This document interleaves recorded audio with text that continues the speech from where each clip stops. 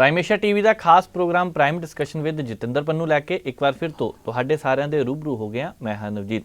ਹਰ ਰੋਜ਼ ਦੀ ਤਰ੍ਹਾਂ ਖਬਰਾਂ ਤੇ ਚਰਚਾ ਕਰਨ ਲਈ ਮੇਰੇ ਨਾਲ ਨੇ ਉੱਘੇ ਪੱਤਰਕਾਰ ਤੇ ਵਿਸ਼ਲੇਸ਼ਕ ਜਤਿੰਦਰ ਪੰਨੂ ਜੀ। ਸਭ ਤੋਂ ਪਹਿਲਾਂ ਸਵਾਗਤ ਕਰਦੇ ਹਾਂ ਪੰਨੂ ਸਾਹਿਬ, ਬਹੁਤ ਬਹੁਤ ਸਵਾਗਤ ਜੀ। ਜੀ ਸ਼ੁਕਰੀਆ।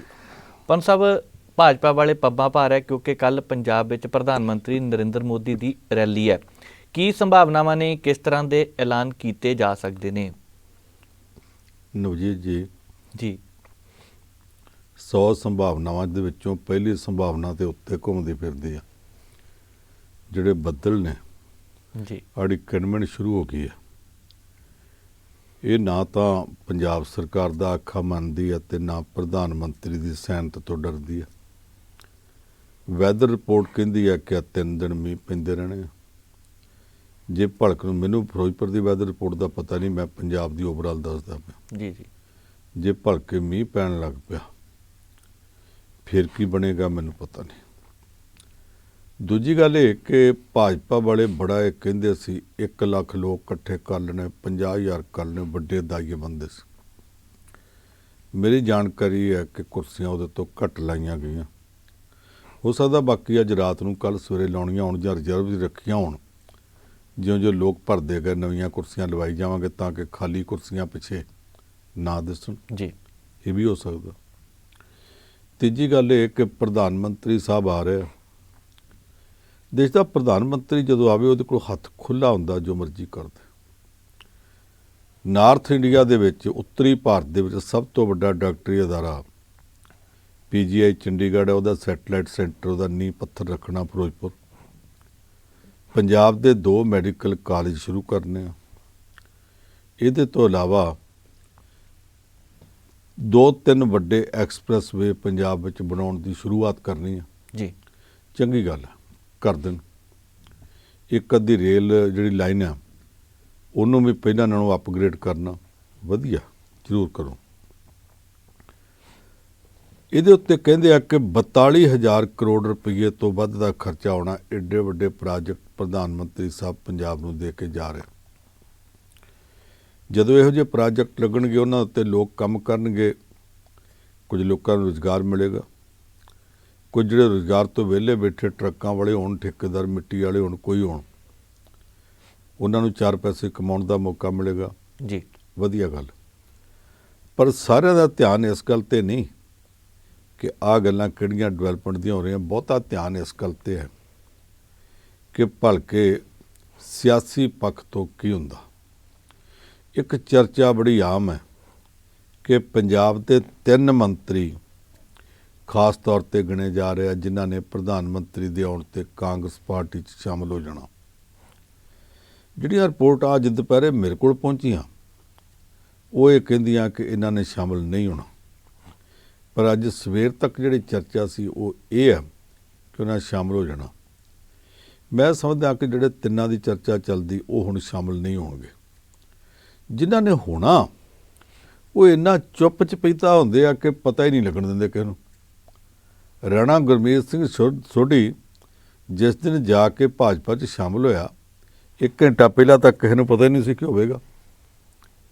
ਫਤਿਹ ਜੰਗ ਸਿੰਘ ਬਾਜਵਾ ਕਾਦੀਆਂ ਤੋਂ ਉੱਠਿਆ ਤੇ ਨਾਲ ਬਲਵਿੰਦਰ ਸਿੰਘ ਲਾਡੀ ਨੂੰ ਵੀ ਲਿਆ ਗਿਆ, ਸ੍ਰੀ ਹਰਗੋਬਿੰਦਪੁਰ ਵਾਲੇ ਨੂੰ ਜੀ, ਜਾ ਜਾ ਕੇ ਸ਼ਾਮਲ ਹੋਏ। ਕਿਸੇ ਨੂੰ ਪਤਾ ਹੀ ਨਹੀਂ ਹੋਣ ਲੱਗੇ।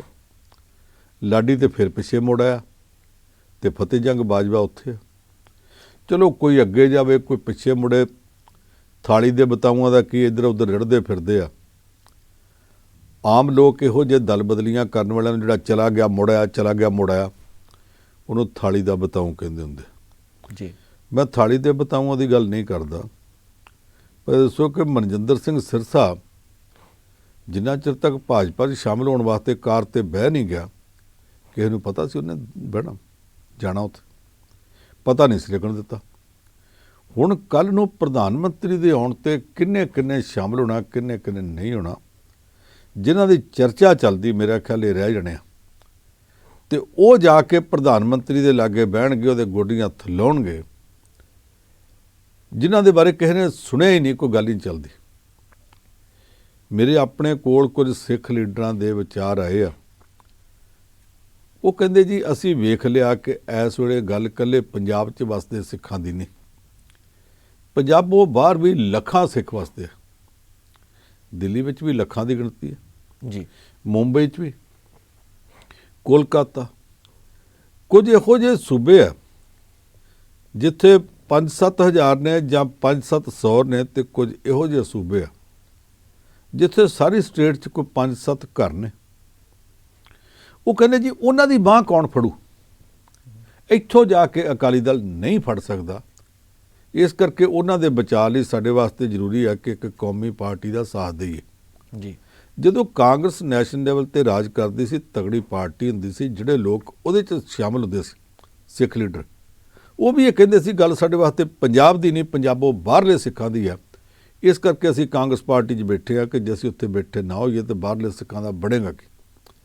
ਇਸ ਵੇਲੇ ਪ੍ਰਧਾਨ ਮੰਤਰੀ ਨਰਿੰਦਰ ਮੋਦੀ ਦੀ ਆਮਦ ਵੇਲੇ ਕੁਝ ਸਿੱਖ ਲੀਡਰ ਕਹਿੰਦੇ ਪਏ ਆ ਕਿ ਜੇ ਅਸੀਂ ਇਸ ਵੇਲੇ ਉਹਦੇ ਨਾਲ ਨਾ ਗਏ ਤੇ ਬਾਹਰਲੇ ਸਿੱਖਾਂ ਵਾਸਤੇ ਮਾੜਾ ਹੋਊ, ਇਸ ਕਰਕੇ ਸਾਨੂੰ ਜਾਣਾ ਪੈਣਾ। ਬਹਾਨਾ ਕੋਈ ਵੀ ਹੋਵੇ, ਕੁਝ ਲੋਕ ਕੱਲ੍ਹ ਨੂੰ ਜਾ ਸਕਦੇ ਆ, ਪਰ ਜਿਨ੍ਹਾਂ ਦੀ ਚਰਚਾ ਉਹ ਕਿਉਂਕਿ ਚਰਚਾ ਵਿੱਚ ਆ ਗਏ, ਇਸ ਕਰਕੇ ਸ਼ਾਇਦ ਉਹ ਨਾ ਜਾਣ। ਜੀ ਪੰਜ ਸਾਹਿਬ, ਦੂਸਰੇ ਪਾਸੇ ਸੁਖਜਿੰਦਰ ਸਿੰਘ ਰੰਧਾਵਾ ਨੇ ਸ਼੍ਰੀ ਅਕਾਲ ਤਖਤ ਸਾਹਿਬ ਦੇ ਕਾਰਜਕਾਰੀ ਜਥੇਦਾਰ ਨੂੰ ਇੱਕ ਚਿੱਠੀ ਲਿਖੀ ਹੈ। ਚਿੱਠੀ ਬਹੁਤ ਚਰਚਾ ਵਿੱਚ ਹੈ। ਉਹ ਕਹਿੰਦੇ ਆ ਕਿ ਬਾਦਲ ਪਿਓ ਪੁੱਤ ਨੂੰ ਪੰਥ ਵਿੱਚੋਂ ਛੇਕ ਦਿੱਤਾ ਜਾਵੇ। ਇਹ ਮੰਨ ਲਈ ਜਾਊਗੀ ਮੰਗ? ਕਿੰਨੇ ਮੰਨਣੀ ਹੈ? ਉੱਥੇ ਕੋਈ ਮਰਨ ਵਾਲਾ ਨਹੀਂ। ਅਕਾਲ ਤਖਤ ਸਾਹਿਬ ਦਾ ਜਥੇਦਾਰ ਉਹ ਥਾਪਿਆ ਹੀ ਉਹਨਾਂ ਨੇ ਆ ਜੀ। ਜਿਨ੍ਹਾਂ ਨੇ ਥਾਪਿਆ, ਜਿਨ੍ਹਾਂ ਨੇ ਨੌਕਰੀ ਦਿੱਤੀ, ਬੰਦਾ ਗ੍ਰੰਥੀ ਦੀ ਇੰਟਰਵਿਊ 'ਚੋਂ ਰਹਿ ਗਿਆ ਸੀ ਤੇ ਸਿੱਖ ਪੰਥ ਦੀ ਸਭ ਤੋਂ ਵੱਡੀ ਹਸਤੀ ਉਹਨੂੰ ਬਣਾ ਦਿੱਤਾ ਗਿਆ। ਉਹ ਉਹਨਾਂ ਦਾ ਦੇਣਦਾਰ ਹੈ ਤੇ ਉਹਨਾਂ ਦੇ ਖਿਲਾਫ ਕਾਰਵਾਈ ਕਿੱਦਾਂ ਕਰ ਦੂਗਾ? ਜੀ, ਅਸੀਂ ਆਖੀ ਜਾਂਦੇ ਅਕਾਲ ਤਖਤ ਸਿਰਮੌਰ ਹੁੰਦਾ, ਸਰਵਉੱਚ ਹੁੰਦਾ, ਪਰ ਅਕਾਲ ਤਖਤ ਸਰਵਉੱਚ ਹੋਊਗਾ ਜਿਹੜੇ ਜਥੇਦਾਰ ਨੇ। ਉਹ ਤੇ ਅੱਜ ਕੱਲ੍ਹ ਜਿਹੜੇ ਆਉਂਦੇ ਉਹ ਸਰਵਉੱਚਤਾ ਵਾਲੀ ਗੱਲ ਹੀ ਕੋਈ ਨਹੀਂ। ਉਹ ਤਾਂ ਲੋੜ ਪਵੇ ਤੇ ਉਸ ਇੱਕ ਪਰਿਵਾਰ ਦੇ ਦਰਵਾਜ਼ੇ ਦੇ ਉੱਤੇ ਜਾ ਕੇ ਬਾਹਰ 2-2 ਘੰਟੇ ਉਡੀਕਣ ਵਾਸਤੇ ਬਹਿਣ ਨੂੰ ਤਿਆਰ ਨੇ। ਇੱਦਾਂ ਦੀ ਹਾਲਤ ਹੈ ਉਹਨਾਂ ਦੀ। ਜਿੰਨਾ ਕੁ ਸੁਨੇਹਾ ਘੱਲ ਦਿੰਦੇ ਕਿ ਆਹ ਕੰਮ ਤੁਸੀਂ ਕਰ ਦਿਓ, ਜਥੇਦਾਰ ਸਾਹਿਬ ਉਹਨਾਂ ਕਰ ਦਿੰਦੇ ਆ। ਜਿੱਥੇ ਉਹ ਕਹਿੰਦੇ ਫੁੱਲ ਸਟਾਪ ਲਾ ਦਿਓ, ਜਥੇਦਾਰ ਸਾਹਿਬ ਫੁੱਲ ਸਟਾਪ ਲਾ ਦਿੰਦੇ। ਹੁਣ ਐਤਵਾਰ ਇੱਕ ਸਮਾਗਮ ਕੀਤਾ ਸ਼੍ਰੋਮਣੀ ਗੁਰਦੁਆਰਾ ਪ੍ਰਬੰਧਕ ਕਮੇਟੀ ਨੇ ਕੀਤਾ। ਉਹ ਸ਼੍ਰੋਮਣੀ ਗੁਰਦੁਆਰਾ ਪ੍ਰਬੰਧਕ ਕਮੇਟੀ ਨੇ ਜਿਹਦੇ ਕੰਮਾਂ 'ਚੋਂ ਗੁਰਦੁਆਰਾ ਪ੍ਰਬੰਧ ਮਾਈਨਸ ਹੈ, ਲੋਕੀ ਉਹਨੂੰ ਸਿਰਫ ਸ਼੍ਰੋਮਣੀ ਕਮੇਟੀ ਕਹਿੰਦੇ ਆ। ਜੀ, ਸ਼੍ਰੋਮਣੀ ਦਾ ਮਤਲਬ ਚੀਫ ਹੁੰਦਾ, ਉਹ 'ਚ ਕੋਈ ਧਾਰਮਿਕਤਾ ਨਹੀਂ ਹੁੰਦੀ। ਉਹਦੀ ਚੀਫ ਕਮੇਟੀ ਹੈ ਜਾਂ ਸ਼੍ਰੋਮਣੀ ਕਮੇਟੀ ਹੈ, ਉਹਦਾ ਸਮਾਗਮ ਤੇ ਕੁਝ ਗੱਲਾਂ ਦੇ ਉੱਤੇ ਸੀ ਜਿਹੜੀਆਂ ਬੇਅਦਬੀ ਦੀਆਂ ਘਟਨਾਵਾਂ ਤੇ। ਆਖਿਆ ਪੰਥਕ ਸਮਾਗਮ ਸੀ, ਪਰ ਪੰਥ ਇੱਕ ਪਾਰਟੀ, ਇੱਕ ਖਾਸ ਸੋਚ ਵਾਲੇ ਲੋਕਾਂ ਤੱਕ ਹੀ ਸੀਮਤ ਹੋ ਗਿਆ। ਜੇ ਸੁੱਚਾ ਸੋ ਛੋਟੇਪੁਰ ਥੋੜ੍ਹੇ ਦਿਨ ਪਹਿਲਾਂ ਬਾਦਲ ਅਕਾਲੀ ਦਲ 'ਚ ਸ਼ਾਮਲ ਨਾ ਹੋ ਗਿਆ ਹੁੰਦਾ, ਕੀ ਉਹਨੂੰ ਸਟੇਜ ਤੇ ਬਹਿਣ ਦਿੰਦੇ? ਜੀ, ਜੇ ਜਗਮੀਤ ਸਿੰਘ ਬਰਾੜ 6-7 ਮਹੀਨੇ ਪਹਿਲਾਂ ਅਕਾਲੀ ਦਲ 'ਚ ਸ਼ਾਮਲ ਨਾ ਹੋ ਗਿਆ ਹੁੰਦਾ, ਕੀ ਉਹਨੂੰ ਉੱਥੇ ਬਹਿਣ ਦਿੰਦੇ? ਰਣਜੀਤ ਸਿੰਘ ਬ੍ਰਹਮਪੁਰਾ ਪਿਛਲੇ ਹਫ਼ਤੇ ਅਕਾਲੀ ਦਲ 'ਚ ਸ਼ਾਮਲ ਹੋਇਆ ਤੇ ਸਭ ਤੋਂ ਅੱਗੇ ਬਿਠਾ ਦਿੱਤਾ। 1 ਮਹੀਨਾ ਪਹਿਲਾਂ ਜਦੋਂ ਵੱਖਰਾ ਸੀ, ਕੀ ਉਹਨੂੰ ਉੱਥੇ ਬਹਿਣ ਦਿੰਦੇ? ਜੀ, ਇਹਦਾ ਮਤਲਬ ਕਿ ਸ਼੍ਰੋਮਣੀ ਕਮੇਟੀ ਸਿਰਫ ਇੱਕ ਪਾਰਟੀ ਨੂੰ ਪੰਥ ਮੰਨਦੀ ਹੈ ਤੇ ਅਕਾਲ ਤਖਤ ਦਾ ਜਥੇਦਾਰ ਵੀ ਸਿਰਫ ਉਸੇ ਨੂੰ ਮੰਨਦਾ। ਅਕਾਲ ਤਖਤ ਦਾ ਜਥੇਦਾਰ ਕਹਿੰਦਾ ਪੰਥਕ ਜਿਹੜੀਆਂ ਬੇਅਦਬੀ ਦੀਆਂ ਘਟਨਾਵਾਂ ਇਹਨਾਂ ਦੇ ਖਿਲਾਫ ਆਹ ਕਰਨਾ, ਉਹ ਕਰਨਾ। ਮੈਂ ਸਾਰੇ ਸਿੱਖ ਪੰਥ ਨੂੰ ਕਹਿੰਦਾ ਇਕੱਠੇ ਹੋ ਜਾਓ, ਸ਼੍ਰੋਮਣੀ ਕਮੇਟੀ ਨੂੰ ਮਜ਼ਬੂਤ ਕਰੋ, ਨਾਲ ਕਹਿੰਦਾ ਅਕਾਲੀ ਦਲ ਨੂੰ ਮਜ਼ਬੂਤ ਕਰੋ। ਜੀ, ਜੇ ਅਕਾਲ ਤਖਤ ਦਾ ਜਥੇਦਾਰ ਇੱਕ ਅਕਾਲੀ ਪਾਰਟੀ ਨੂੰ ਮਜ਼ਬੂਤ ਕਰਨ ਵਾਸਤੇ ਸੱਦੇ ਦਿੰਦਾ ਤੇ ਅਕਾਲੀ ਪਾਰਟੀ ਵੀ ਉਹ ਜਿਹੜੀ ਪਾਰਟੀ 1996 'ਚ ਕਹਿ ਚੁੱਕੀ ਆ ਕਿ ਹੁਣ ਇਹ ਪੰਥਕ ਪਾਰਟੀ ਨਹੀਂ, ਸਿੱਖਾਂ ਦੀ ਪਾਰਟੀ ਹੋਵੇਗੀ, ਜਿਹੜੀ ਦੋਹਰਾ ਕਿਰਦਾਰ ਰੱਖਦੀ ਆ, ਕੇਂਦਰ ਸਰਕਾਰ ਦੇ ਚੋਣ ਕਮਿਸ਼ਨ ਨੂੰ ਕਹਿੰਦੀ ਆ ਕਿ ਅਸੀਂ ਪੰਜਾਬੀਆਂ ਦੀ ਪਾਰਟੀ ਆ, ਡੈਮੋਕ੍ਰੈਟਿਕ ਪਾਰਟੀ ਆ, ਸੈਕੂਲਰ ਪਾਰਟੀ ਆ, ਪਰ ਗੁਰਦੁਆਰਾ ਚੋਣ ਕਮਿਸ਼ਨ ਨੂੰ ਕਹਿੰਦੀ ਅਸੀਂ ਸਿੱਖਾਂ ਦੀ ਪਾਰਟੀ ਆ। ਇੱਕੋ ਪਾਰਟੀ ਦੇ ਦੋ ਮੂੰਹ ਆ। ਅਕਾਲ ਤਖਤ ਦੇ ਜਥੇਦਾਰ ਨੇ ਜਿਸ ਤਰ੍ਹਾਂ ਇਸ ਪਾਰਟੀ ਵਾਸਤੇ ਉੱਥੇ ਕੁਝ ਸ਼ਬਦ ਬੋਲੇ ਆ, ਉਹਨਾਂ ਦੀ ਚਰਚਾ ਕਈ ਪਾਸੇ ਆ। ਸੁਖਜਿੰਦਰ ਸਿੰਘ ਰੰਧਾਵੇ ਨੇ ਵੀ ਚਿੱਠੀ ਲਿਖ ਦਿੱਤੀ। ਰੰਧਾਵੇ ਨੂੰ ਚਿੱਠੀ ਲਿਖਣ ਦਾ ਹੱਕ ਹੈ ਜੀ, ਉਹ ਵੀ ਸਿੱਖ ਹੈ। ਮੈਨੂੰ ਪਤਾ ਨਹੀਂ ਅੰਮ੍ਰਿਤਧਾਰੀ ਹੈਗਾ ਕਿ ਨਹੀਂ ਹੈਗਾ, ਪਰ ਉੱਦਾਂ ਤਾਂ ਪੂਰਨ ਸਿੱਖ ਹੈ ਉਹ ਵੀ, ਔਰ ਮੇਰਾ ਖਿਆਲ ਕਈਆਂ ਅਕਾਲੀਆਂ ਨਾਲੋਂ ਵੱਧ ਸਿੱਖ ਹੋਊਗਾ। ਜਦੋਂ ਕਰਤਾਰਪੁਰ ਸਾਹਿਬ ਦਾ ਲਾਂਘਾ ਖੁੱਲ੍ਹਣਾ ਸੀ, ਉਹ ਲਾਂਘਾ ਖੁੱਲ੍ਹਣ ਤੋਂ ਪਹਿਲਾਂ ਜਿਹੜੀ ਕਮੇਟੀ ਬਣੀ ਸਾਂਝੀ, ਉਸ ਕਮੇਟੀ ਵਿੱਚ ਵੀ ਸਰਕਾਰ ਵੱਲੋਂ ਇਹੋ ਸੀ, ਬਿਲਕੁਲ ਸਾਰੇ ਜਾਣਦੇ ਇੱਕ ਦੂਜੇ ਨੂੰ। ਉਹਨੇ ਚਿੱਠੀ ਲਿਖ ਦਿੱਤੀ ਹੈ, ਪਰ ਉਹਦੀ ਚਿੱਠੀ ਦੇ ਨਾਲ ਅਕਾਲ ਤਖਤ ਦੇ ਜਥੇਦਾਰ ਨੇ ਬਾਦਲਾਂ ਦੇ ਖਿਲਾਫ ਕਾਰਵਾਈ ਨਹੀਂ ਸ਼ੁਰੂ ਕਰ ਦੇਣੀ। ਜਿੱਦਾਂ ਉਹਨਾਂ ਨੇ ਜਨਤਾ ਵਿੱਚ ਬਿਆਨ ਦੇ ਕੇ ਇੱਕ ਕਾਰਵਾਈ ਪਾਈ ਸੀ, ਉਸੇ ਤਰ੍ਹਾਂ ਦੀ ਕਾਰਵਾਈ ਸੁਖਜਿੰਦਰ ਸਿੰਘ ਰੰਧਾਵੇ ਨੇ ਇੱਕ ਬਿਆਨ ਦੇ ਕੇ ਪਾ ਦਿੱਤੀ ਹੈ। ਇਹ ਸੁਖਜਿੰਦਰ ਸਿੰਘ ਰੰਧਾਵੇ ਨੂੰ ਵੀ ਪਤਾ ਕਿ ਉਹਦੇ ਕਹਿ ਦਾ ਅਸਰ ਕੋਈ ਨਹੀਂ ਹੋਣਾ। ਜੀ ਪੰਮ ਸਾਹਿਬ, ਇਹ ਚਰਚਾਵਾਂ ਦੀ ਗੱਲ ਚੱਲਦੀ ਪਈ ਹੈ ਤੇ ਇੱਕ ਚਰਚਾ ਹੋਰ ਸਿਖਰਾਂ ਤੇ ਹੈ ਕਿ ਆਮ ਆਦਮੀ ਪਾਰਟੀ ਤੇ ਕਿਸਾਨਾਂ ਦਾ ਸਮਝੌਤਾ ਹੋ ਸਕਦਾ ਹੈ। ਇਹ ਵਾਕਈ ਸਹੀ ਗੱਲ ਹੋ ਸਕਦਾ ਉਹਦਾ? ਨਹੀਂ, ਮੇਰਾ ਖਿਆਲ ਹੁਣ ਇਹ ਚੈਪਟਰ ਕਲੋਜ਼ ਹੋ ਜਾਣਾ ਚਾਹੀਦਾ। ਜਿੱਥੇ ਗੱਲ ਪਹੁੰਚ ਗਈ ਹੈ, 117 ਸੀਟਾਂ ਕੁੱਲ ਨੇ, ਉਹਨਾਂ ਚੋਂ 101 ਸੀਟਾਂ ਦੇ ਉਮੀਦਵਾਰ ਆਮ ਆਦਮੀ ਪਾਰਟੀ ਐਲਾਨ ਕਰ ਚੁੱਕੀ ਹੈ ਜੀ। ਬਾਕੀ ਤੇ 16 ਰਹਿ ਗਏ। ਜੇ ਕਿਸਾਨਾਂ ਦੇ ਸੰਯੁਕਤ ਸਮਾਜ ਮੋਰਚੇ ਨੂੰ ਵੀ ਆਖਣ 16 ਸੀਟਾਂ ਦੇ ਕੇ ਪਰਚਾ ਦਿਆਂਗੇ, ਉਹਨਾਂ 16 ਤੇ ਮੰਨਣਾ ਨਹੀਂ।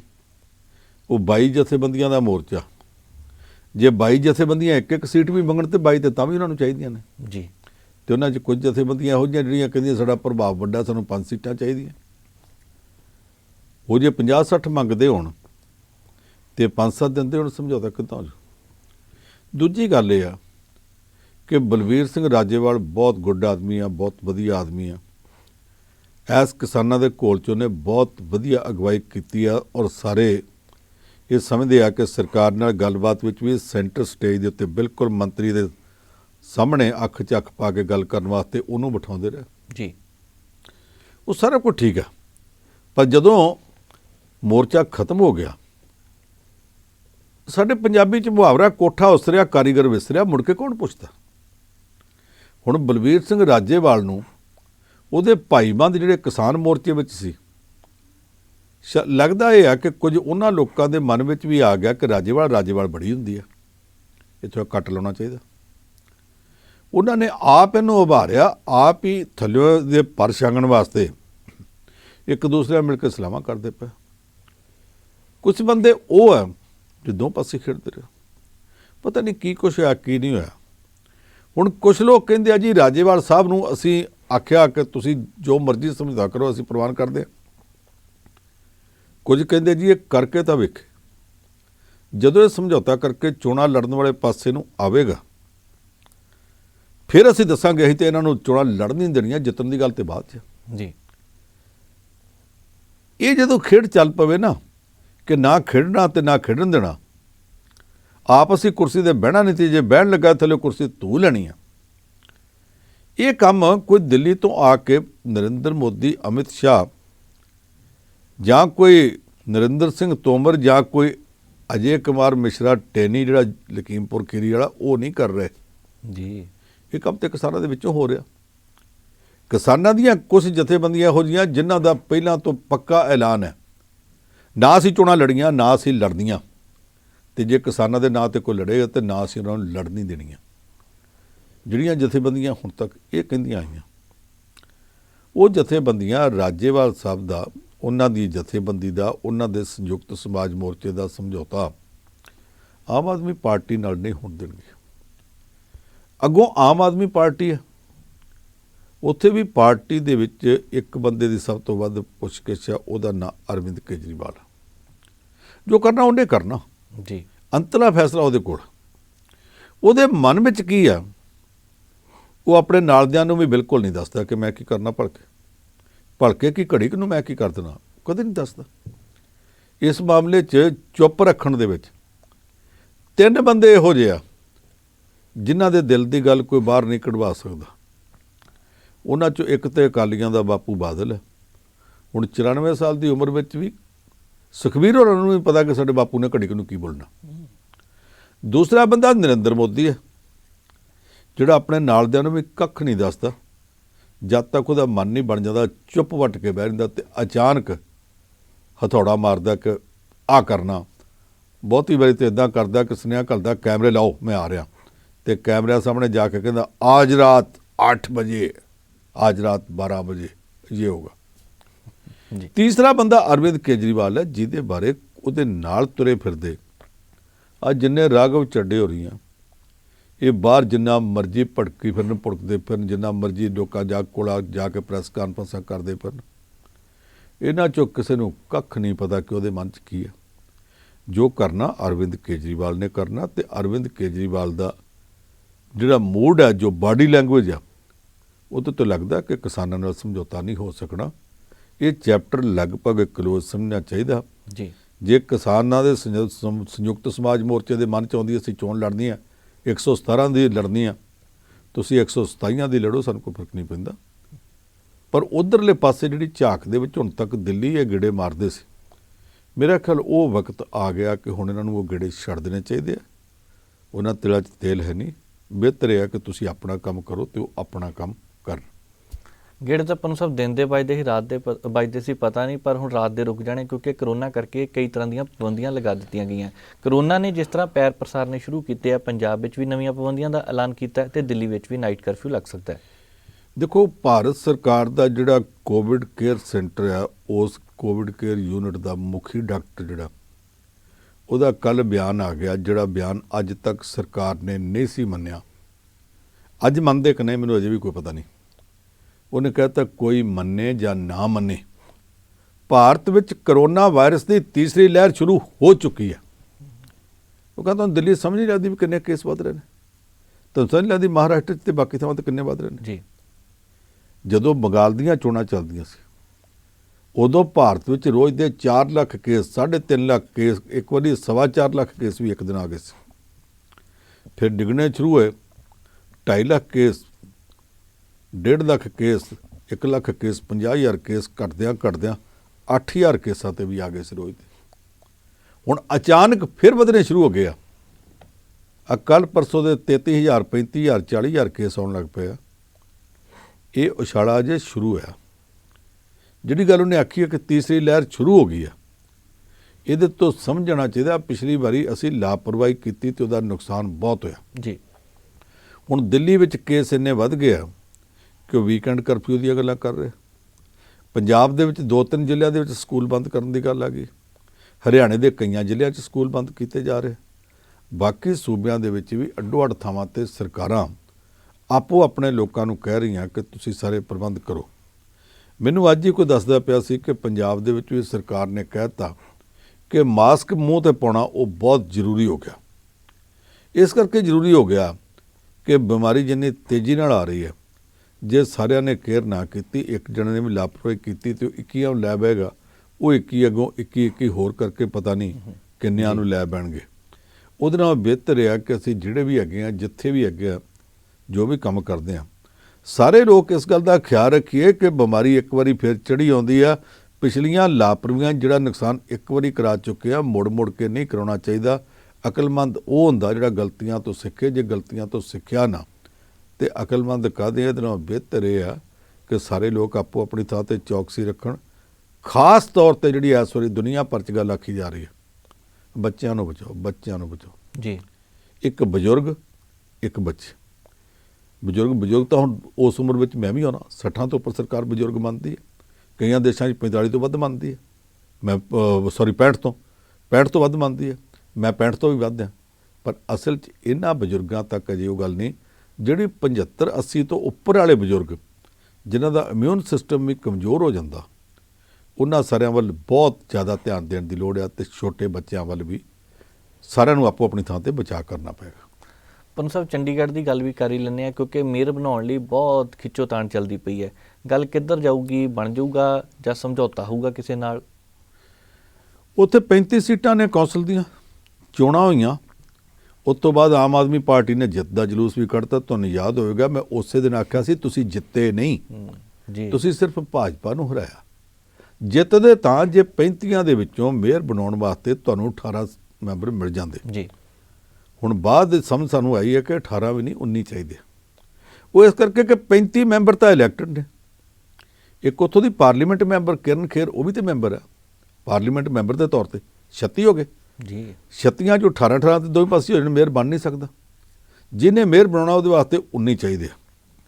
ਭਾਜਪਾ ਉਸ ਦਿਨ ਉਹਦੇ ਕੋਲ 12 ਸੀਟਾਂ ਸੀ, ਆਮ ਆਦਮੀ ਪਾਰਟੀ ਕੋਲ 14 ਸੀ, ਕਾਂਗਰਸ ਕੋਲ 8 ਸੀ ਤੇ ਅਕਾਲੀ 1 ਸੀ। ਹੁਣ ਭਾਜਪਾ ਆਮ ਆਦਮੀ ਪਾਰਟੀ ਦੇ ਬਰਾਬਰ 14 ਹੋ ਚੁੱਕੀ ਹੈ। ਉਹਦਾ ਕਾਰਨ ਕੀ ਹੈ ਕਿ 12 ਇਹਨਾਂ ਦੇ ਜਿੱਤੇ, 13ਵੀਂ ਕਿਰਨ ਖੇਰ ਪਾਰਲੀਮੈਂਟ ਮੈਂਬਰ ਰਲ ਗਈ। ਮੁੜ ਕੇ ਕਾਂਗਰਸੀਆਂ ਦਾ ਟੱਬਰ ਪਾਟ ਕੇ ਆਪੋ ਤੂੰ ਮੈਂ ਗਾਲਾਂ ਇੱਕ ਦੂਜੇ ਨੂੰ ਗੰਦੀਆਂ ਕੱਢੀਆਂ ਤੇ ਫਿਰ ਦਵਿੰਦਰ ਬੱਬਲਾ ਆਪਣੀ ਪਤਨੀ ਨੂੰ ਲੈ ਕੇ ਚਲਾ ਗਿਆ। ਪਤਨੀ ਉਹਦੀ ਕਾਉਂਸਲਰ ਹੈ, ਉਹ ਭਾਜਪਾ 'ਚ ਸ਼ਾਮਲ ਹੋ ਗਏ। ਉਹਦੇ ਜਾਣ ਨਾਲ ਭਾਜਪਾ ਦੇ 12 ਜਿੱਤੇ ਸੀ, 13ਵੀਂ ਉਹ, 14ਵੀਂ ਕਿਰਨ ਖੇਰ ਪਾਰਲੀਮੈਂਟ ਮੈਂਬਰ, ਹੁਣ ਉਹ ਵੀ 14 ਤੇ ਆਮ ਆਦਮੀ ਪਾਰਟੀ ਵੀ 14 ਨੇ। ਪੇਚਾ ਪੈ ਗਿਆ। ਕਾਂਗਰਸ ਦੇ ਕੋਲ 7 ਨੇ। ਸਾਰਿਆਂ ਦੀ ਟੇਕ ਇਹ ਤੇ ਆ ਕਿ ਕਾਂਗਰਸ ਦੇ 7 ਕਿੱਧਰ ਜਾਂਦੇ ਆ। ਆਮ ਆਦਮੀ ਪਾਰਟੀ ਇਹ ਸੋਚਦੀ ਹੈ ਕਿ ਉਹਨਾਂ 'ਚ ਪਾਟਕ ਪੈ ਕੇ ਇੱਕ ਧੜਾ ਅਜੋਕੇ ਹਾਲਾਤ ਦੇ ਰੌਂ ਥੱਲੇ ਸਾਡੇ ਵੱਲ ਆ ਸਕਦਾ, ਪਰ ਆਮ ਆਦਮੀ ਪਾਰਟੀ ਕੋਸ਼ਿਸ਼ ਨਹੀਂ ਕਰ ਰਹੀ ਭੰਨ ਤੋੜ ਦੀ। ਭਾਜਪਾ ਇਹ ਸਮਝਦੀ ਹੈ ਕਿ ਇੱਕ ਧੜਾ ਉੱਧਰੋਂ ਟੁੱਟ ਕੇ ਆ ਨਹੀਂ ਸਕਦਾ, ਲਿਆਂਦਾ ਜਾ ਸਕਦਾ। ਆਉਣਾ ਹੋਰ ਗੱਲ ਹੁੰਦੀ ਹੈ, ਖਿੱਚਿਆ ਜਾ ਸਕਦਾ ਜੀ। ਉਹਨਾਂ ਵੱਲੋਂ ਪੂਰੀ ਕੋਸ਼ਿਸ਼ ਆ, ਇੱਕ ਇੱਕ ਬੰਦੇ ਨੂੰ ਉਹ ਮਿਲ ਰਿਹਾ ਕਿ ਉੱਥੇ ਤੁਹਾਨੂੰ ਮਿਲਣਾ ਕੱਖ ਨਹੀਂ। ਜੇ ਕੌਂਸਲ 'ਚ ਮੇਅਰ ਨਾ ਚੁਣਿਆ ਗਿਆ, ਕੌਂਸਲ ਨਾ ਚੱਲ ਸਕੀ, ਤੁਸੀਂ ਕਾਹਦੇ ਕੌਂਸਲਰ ਹੈ? ਇਸ ਕਰਕੇ ਬਿਹਤਰ ਇਹ ਆ ਕਿ ਕਿੱਥੇ ਮਨਜਿੰਦਰ ਸਿੰਘ ਸਿਰਸਾ, ਕਿੱਥੇ ਰਾਣਾ ਸੋਢੀ, ਕਿੱਥੇ ਫਤਿਹਜੰਗ ਸਿੰਘ ਬਾਜਵਾ, ਇੰਨੇ ਲੋਕ ਭਾਜਪਾ 'ਚ ਤੁਰੇ ਜਾਂਦੇ, ਤੁਹਾਨੂੰ ਕੀ ਹੋਣ ਡਿਆ ਜੀ? ਚੋਲਾ ਬਦਲ ਲਓ, ਆ ਜਾਓ, ਤੁਹਾਡੇ ਗਲ 'ਚ ਪਾਉਣੇ ਆ ਕਮਲ ਦਾ ਫੁੱਲ, ਤੁਸੀਂ ਸਾਡੇ ਨਾਲ ਖਲੋ ਜਾਓ। ਹੋ ਸਕਦਾ ਅਖੀਰਲੇ ਵਕਤ ਆ ਕੇ ਇੱਕ ਦੋ ਬੰਦਿਆਂ ਨੂੰ ਸੀਨੀਅਰ ਡਿਪਟੀ ਮੇਅਰ ਤੇ ਡਿਪਟੀ ਮੇਅਰ ਬਣਾਉਣ ਵਾਸਤੇ ਵੀ ਲਾਰਾ ਲਾ ਦੇਣ। ਪੂਰਾ ਜ਼ੋਰ ਭਾਜਪਾ ਦਾ ਇਸ ਵੇਲੇ ਇਸ ਗੱਲ ਤੇ ਲੱਗਾ ਪਿਆ ਕਿ ਮੇਅਰ ਆਪਣਾ ਚੁਣਨਾ, ਬਹੁਤ ਸੰਮਤੀ ਬਣਾਉਣੀ ਹੈ। ਅਜੇ ਤੱਕ ਬਹੁਤ ਸੰਮਤੀ ਨਹੀਂ, ਅਜੇ ਤੱਕ ਭਾਜਪਾ ਦੇ ਤੇ ਆਮ ਆਦਮੀ ਪਾਰਟੀ ਦੇ 14-14 ਬਰਾਬਰ ਆ। ਕੇਜਰੀਵਾਲ ਸਾਹਿਬ ਨੇ ਜਿੱਤ ਦਾ ਜਲੂਸ ਕੱਢਣ ਦੀ ਗਲਤੀ ਕੀਤੀ ਸੀ, ਉਹ ਜਲੂਸ ਨਹੀਂ ਸੀ ਕੱਢਣਾ ਚਾਹੀਦਾ ਕਿਉਂਕਿ ਜਿੱਤੇ ਨਹੀਂ ਸੀ, ਸਿਰਫ ਭਾਜਪਾ ਰਹੀ ਸੀ। ਹੁਣ ਹਾਲਾਤ ਇਹ ਆ ਕਿ ਕੰਡੇ ਤੋਲਵੀ ਟੱਕਰ ਹੈ। ਦੇਖਦੇ ਪੰਜ ਸਾਹਿਬ ਨੂੰ ਜਿੱਤਦੇ ਆ ਜਾਂ ਲਿਆਉਂਦੇ ਆ ਜਾਂ ਖਿੱਚਦੇ ਆ, ਕੀ ਹੁੰਦਾ ਸਮਾਂ ਦੱਸੇਗਾ। ਪਰ ਖਬਰਾਂ ਤੇ ਤੁਸੀਂ ਚਰਚਾ ਕੀਤੀ ਹੈ, ਬਹੁਤ ਬਹੁਤ ਧੰਨਵਾਦ। ਸੋ ਅੱਜ ਦੇ ਇਸ ਪ੍ਰੋਗਰਾਮ ਨੂੰ ਇੱਥੇ ਹੀ ਸਮਾਪਤ ਕਰਨ ਦਾ ਵੇਲਾ ਆ ਗਿਆ। ਮੈਨੂੰ ਨਵਜੀਤ ਨੂੰ ਦਿਓ ਇਜਾਜ਼ਤ। ਦੇਖਦੇ ਰਹੋ ਪ੍ਰਾਈਮ ਏਸ਼ੀਆ ਟੀਵੀ, ਤੁਹਾਡਾ ਆਪਣਾ, ਤੁਹਾਡੇ ਲਈ।